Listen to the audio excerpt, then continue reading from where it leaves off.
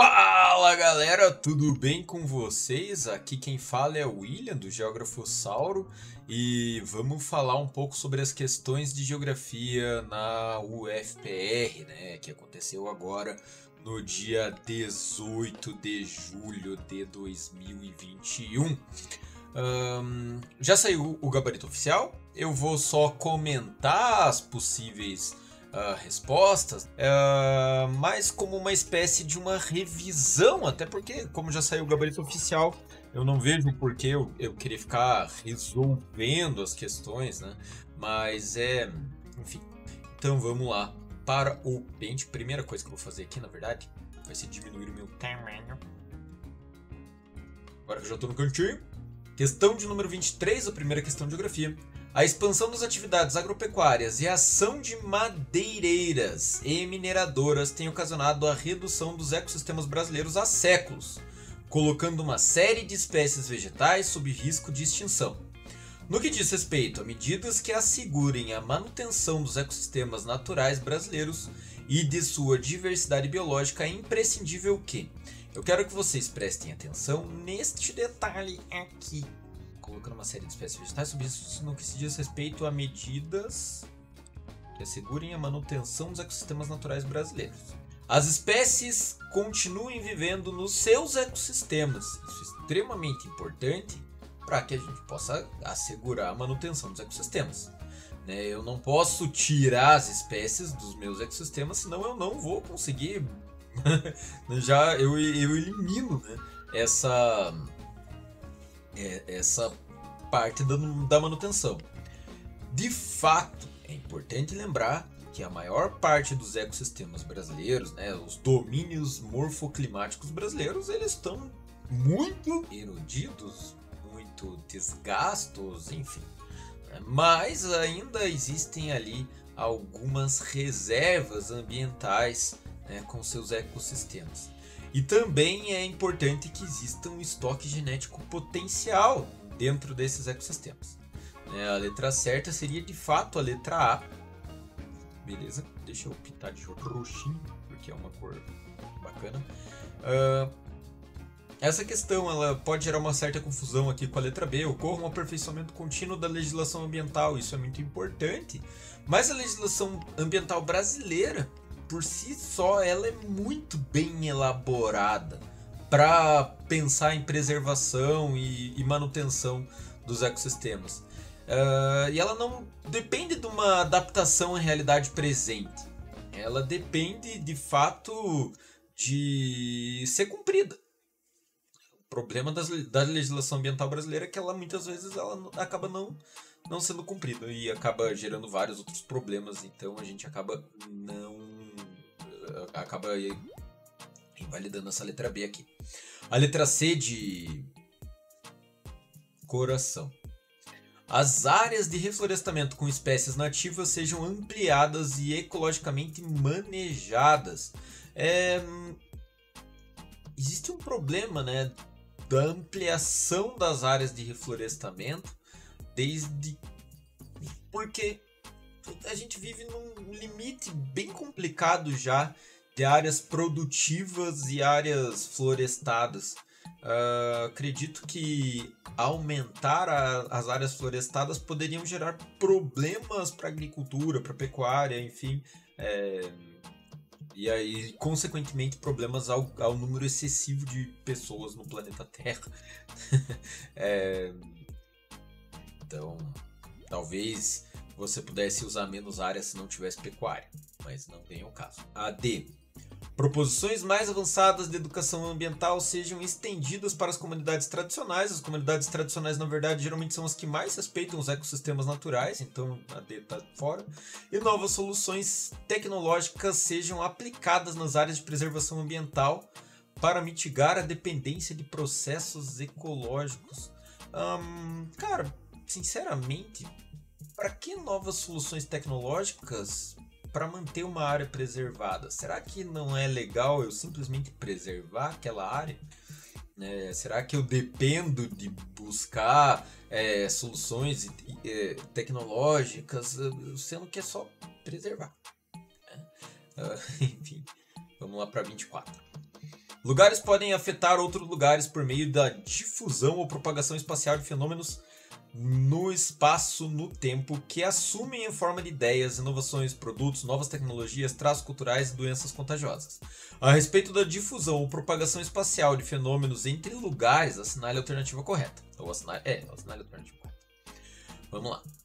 A letra A de amor.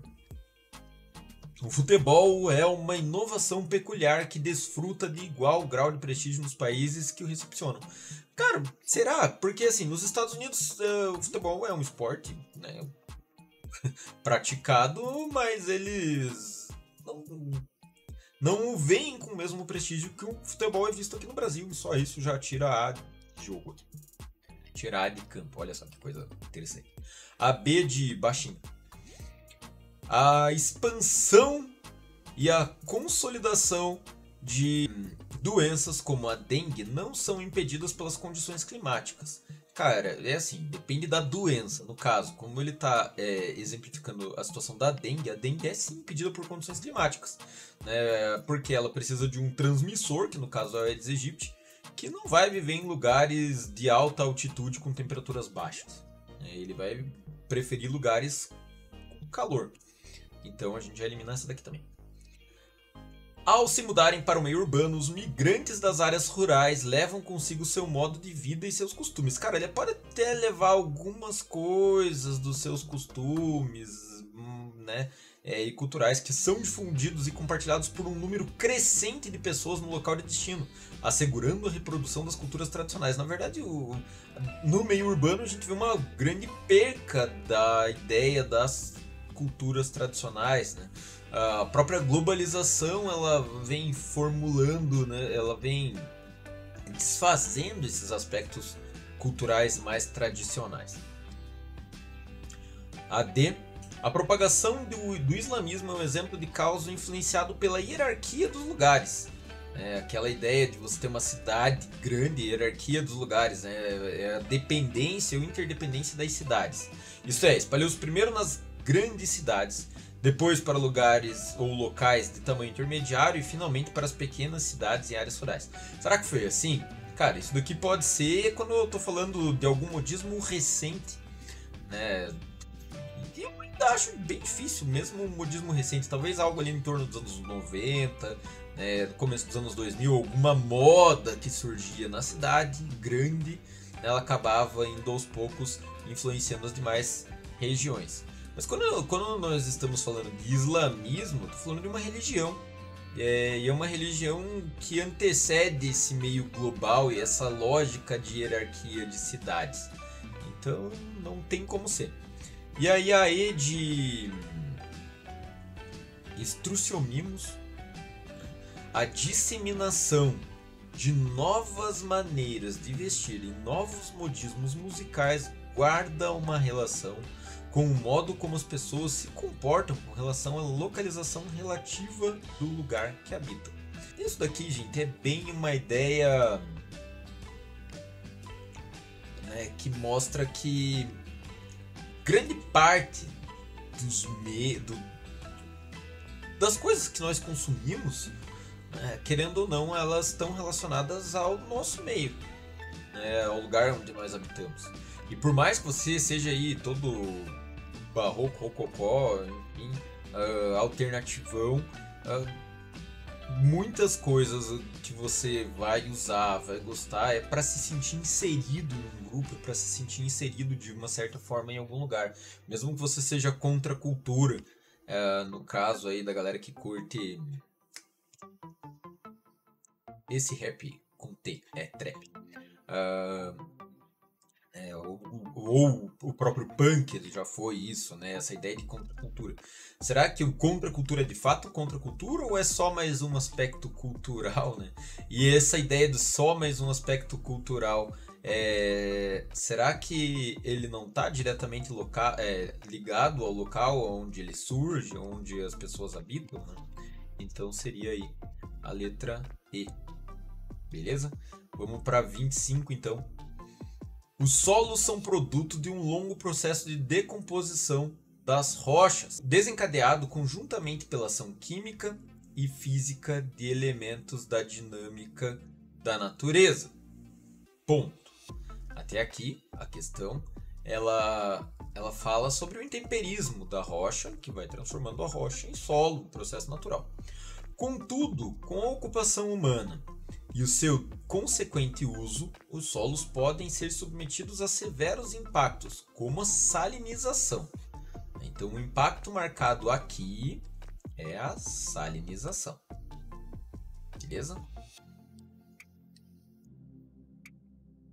A principal causa da salinização dos solos é salinização de novo. A compactação causada pelo pisoteio do gado bovino. Cara, a compactação por si só, ela é um problema ambiental que ela acaba gerando, na verdade, problemas na irrigação do solo, né? Na irrigação natural, o solo ele perde a sua capacidade de absorver a água quando chove, você pode gerar enchente, você tem problema de desertificação também, né? As raízes não conseguem mais penetrar o solo, você gera vários impactos, né? São gerados aqui com o pisoteio do gado bovino. O emprego de fertilizantes à base de nitrogênio, né? Essa daqui é uma que eu admito que eu tenho uma certa dúvida, né, quanto ao emprego à base de nitrogênio, mas vamos ver as outras alternativas aqui para ver o que seria, né? A irrigação das lavouras em áreas semiáridas. Opa, temos uma coisa aqui. Áreas semiáridas geralmente elas apresentam, né, as suas, como qualquer outra área, né, o solo ele é composto em camadas, né? Deixa eu pegar aqui e pintar. Então o solo, aqui é o quadrinho com um recorte do solo, beleza? Então vão ter lá os horizontes de solo, independente de ter vários ou não, né, vão ter lá os seus horizontes de solo, né, vai ter uma área com uma maior concentração de rochas, né, lá embaixo,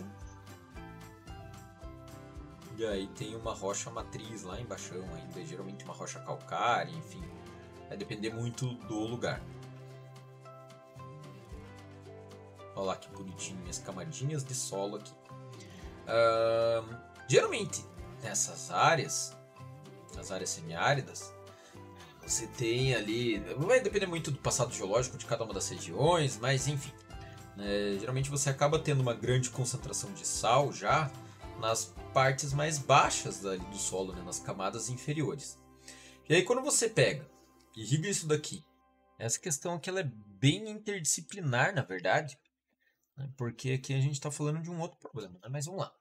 Você vai pegar lá e vai irrigar o seu solo aqui, de qualquer forma. Então eu estou jogando água aqui no solo. A água ela começa a infiltrar, né? Ela começa a infiltrar nesse solo. Falando aqui, nós estamos falando, lembrem-se, é muito importante, do semiárido, que é um local que naturalmente tem muito pouca chuva e eu estou jogando bastante água. Então eu vou ter uma grande quantidade de água infiltrando aqui. E existe, né, vocês devem ter aprendido já em química, biologia, a situação da osmose, né, onde o sol ele passa do meio, o sal, ele passa do meio mais salino para o menos salino.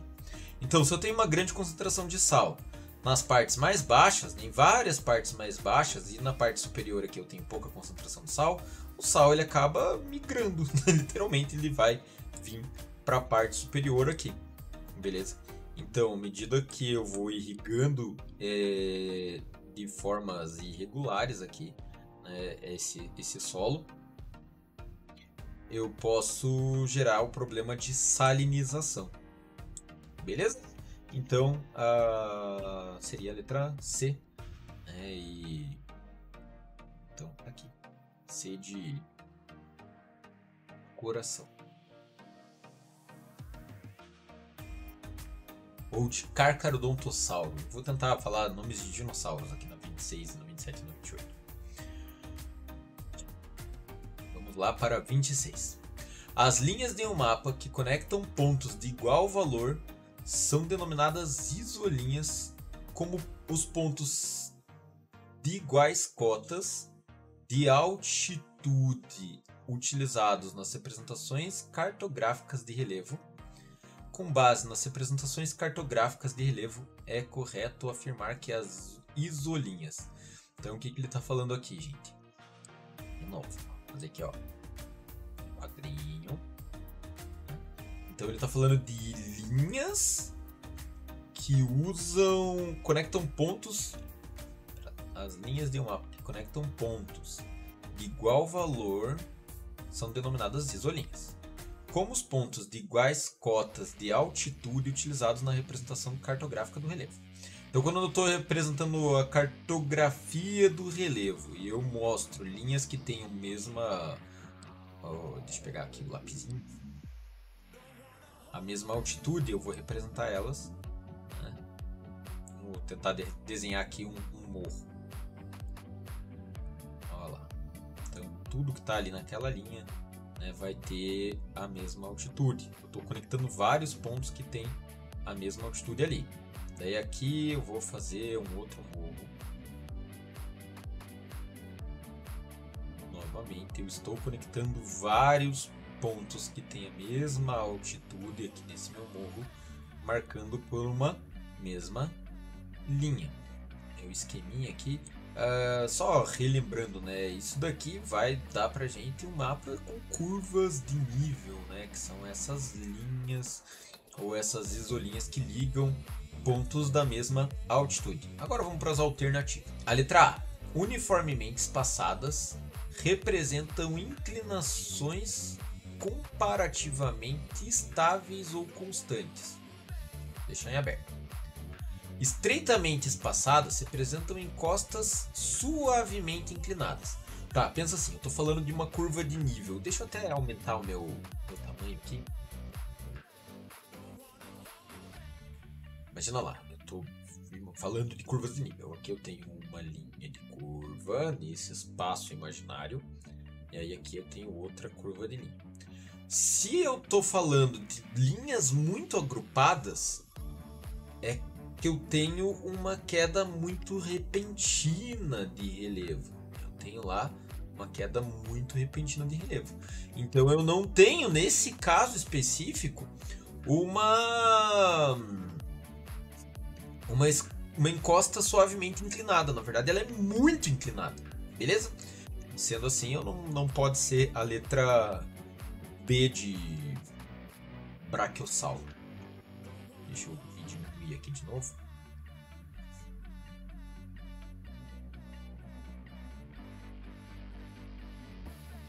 Vamos ver a outra. Amplamente espaçadas representam encostas íngremes. É o contrário, né? Se ela está amplamente espaçada, quer dizer que tem uma área bem vasta, né? Para chegar naquela determinada altitude, demorando muito. A B e a C elas estão inversas. D. Somente formam círculos abertos quando representam formas de relevo plano. Na verdade, se elas representam formas de relevo plano, às vezes nem precisa representar um círculo. E a E comumente se dividem e se cruzam ou se interceptam. Na verdade, não, né? No caso das curvas de nível, elas não vão se cruzar. No máximo que pode acontecer é elas estarem muito estreitamente espaçadas, parecendo que elas são uma coisa só. Então a letra certa seria a letra A de Angaturama. Vamos para 27, patinete. A China representa oportunidades ímpares para o agronegócio brasileiro. Sua enorme população e o crescimento da renda dos chineses demandam continuamente mais alimentos, tanto em quantidade quanto em qualidade. A respeito da agricultura chinesa e das possibilidades de o agronegócio brasileiro manter-se atualmente no mercado chinês, considere as seguintes afirmativas. Se por um lado o governo brasileiro precisa conhecer bem as transformações em andamento na política e na sociedade chinesa no que tange a criação de oportunidades para o agronegócio brasileiro, por outro lado, o governo do Brasil necessita investir internamente em infraestrutura para tornar o país mais competitivo no mercado chinês de commodities. Gente, isso é um fato, né? Até porque Uma tendência recente da China é investir pesado em países tropicais, né? Países ali do continente africano, por exemplo, eles estão criando uma infraestrutura. Porque uma vez que esses países têm uma infraestrutura adequada para agricultura, eles passam a comprar desses países. O que é bom para esses países, obviamente, mas pode ser problemático para o Brasil porque pode diminuir a quantidade de vendas do Brasil. Na verdade, o problema não seria nem tanto esse, eu vejo mais que o problema seria até mesmo a falta de um investimento em outras áreas, né? Não só na agricultura e na pecuária aqui no Brasil. Mas de fato, é perigoso investir principalmente em monocultura, né? Porque existem possibilidades reais de desenvolvimento tecnológico que gerem concorrências quase que desleais até contra o Brasil. 2. Dado o enorme consumo da população, superior a 1,4 bilhão de pessoas, associado ao fato de uma agricultura com produção insuficiente para abastecer demandas internas, a China necessita importar soja, arroz, milho e trigo, podendo beneficiar-se do agronegócio brasileiro. O problema da 2, cara, é a população. A população da China ela não ultrapassa 1,4 bilhão de pessoas. Ela é 1,3 e alguma coisa. Tá chegando ali no 1,4. Mas aí a gente já encontrou um problema. Se eu ver o que mais? Bilhão de pessoas associado ao fato de uma agricultura com produção insuficiente para abastecer as demandas internas. Até que não é tão errado, na verdade. A China ela acaba tendo problemas para abastecer as demandas internas, principalmente pelo fato de que grande parte do território chinês é um grande deserto, né? Olha lá, se a gente pega o território chinês, China é um dos maiores países do mundo. Toda a área, a porção leste da China, ela é muito ocupada por cidades. Inclusive é possível visualizar que cada pontinho desses daqui é uma cidade. Então a costa leste da China é a área que está as zonas econômicas especiais, é onde a China desenvolve a sua economia industrial. Mas eles também desenvolvem agricultura nesse território.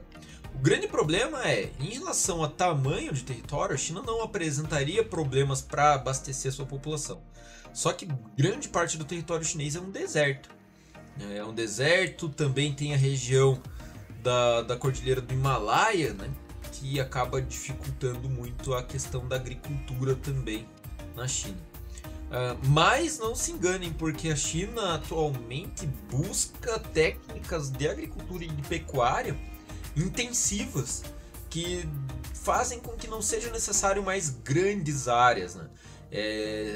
Eles estão fazendo prédios de 5 andares para criação animal. Deixa eu ver se eu acho até aqui. 5, eu falei um tanto quanto errado. Na China, nos arredores de Nanyang, depois eu coloco o link aqui da reportagem, são condomínios que chegam a 13 andares para produção, para pecuária, num nível industrial. Então você não demanda mais de muito terreno, você consegue verticalizar a produção tanto da pecuária quanto da própria agricultura nesse caso. Então tem que ter alguns cuidados ali, mas ainda hoje dá para falar que a China ela ainda apresenta um problema, né, de insuficiência para abastecer as suas demandas internas, mas é por pouco tempo provavelmente. A China necessita importar soja, arroz, milho e trigo, podendo beneficiar-se do agronegócio brasileiro. O que mata aqui é a população superior a 1,4 bilhão de pessoas, não é superior ainda. A 3. Diferentemente do Brasil, boa parte das terras chinesas são inapropriáveis para a agricultura devido à declividade do relevo, ao clima inadequado e aos processos de desertificação, assim como a degradação de terras aráveis e a sua contaminação decorrente ao uso excessivo de insumos, exigindo novas práticas ambientalmente adequadas. Eu acabei de falar do problema que eles têm bem sério, né, de áreas desérticas e montanhas, né? Então a 3 não tá certo. E a 4, desde 2009, a China é considerada o maior parceiro comercial do Brasil, até que é verdade, e a parceria entre ambos já é vista como parceria global, em que o agronegócio é um dos pilares da relação bilateral, demandando a cooperação em ciência e tecnologia agropecuária. Isso daqui é uma verdade, até porque o Brasil, a Rússia, a Índia, a China e a África do Sul fazem parte dos BRICS, né? Aqueles tijolos emergentes que estão subindo sem concreto para algum lugar. Então, as alternativas, né? Bem, a gente marcou então a número 1, a número 3 e a número 4. Então seria 1, 3 e 4. A letra D de dinossauro. Olha só que coisa legal, né? Letra D de dinossauro mesmo. Beleza. A 28. Cara, 28 eu falei esses dias aqui no canal, eu fiz um vídeo sobre.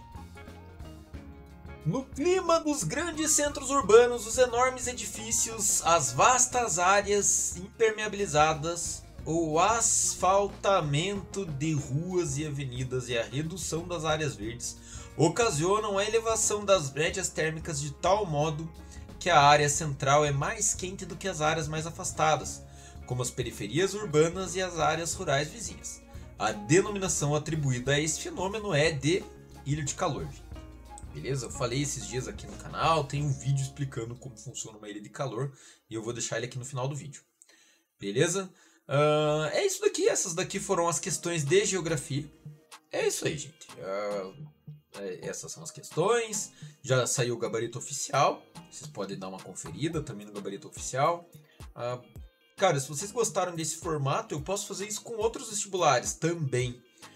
Eu fiz isso com o da UFPR porque eu moro aqui no Paraná.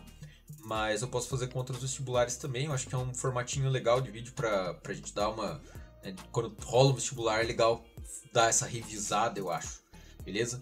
Um abraço para vocês. Se puderem me ajudar a divulgar a palavra da geografia, eu vou pedir para vocês se inscreverem no canal, curtirem aí, dar o joinha, né?